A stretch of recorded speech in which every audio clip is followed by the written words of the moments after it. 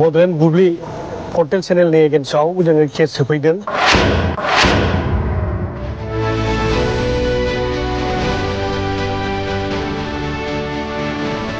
आरो बिथांमोना खङा बिथों राजु हाबाबै खङा बिथों बेबादि माने बे मोनसे लिरनानै होनायजों जाया। राजु हुआ खङा बिथों नङाबा बिथांमोननि एगेन्स्टआव जों बिपिएफआ गावनो निजा बबिया दिनै सिद्धान्त लानो बायद' जागोन।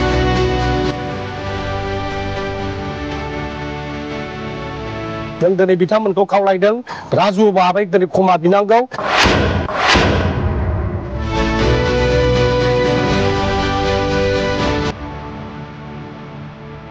दिनै जोङो क'क्राझार पुलिस स्टेसनाव बड'लेण्ड बुब्लि पर्टेल चेनेलनि एगेन्स्टआव जोङो केस होफैदों, एफआइआर होफैदों।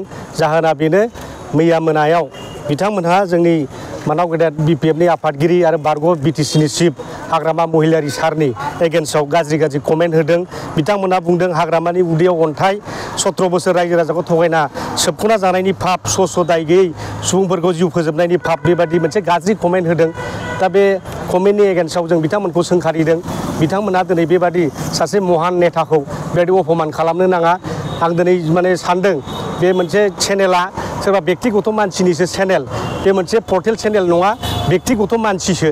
दा ओंखायनो बिथांमोना दिनै पर्टेल चेनेलनि बा माबा मोनसे ससियेल मिडियानि केरेक्टार बे इथिक्सखौ बिथांमोना बुजियाखै।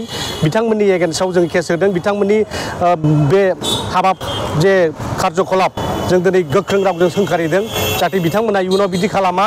आरो बिथांमोना खङा बिथों राजु हाबाबै खङा बिथों बेबादि माने बे मोनसे लिरनानै होनायजों जाया। राजु हुआ खङा बिथों नङाबा बिथांमोननि एगेन्स्टआव जों बिपिएफआ गावनो निजा बबिया दिनै सिद्धान्त लानो बायद' जागोन।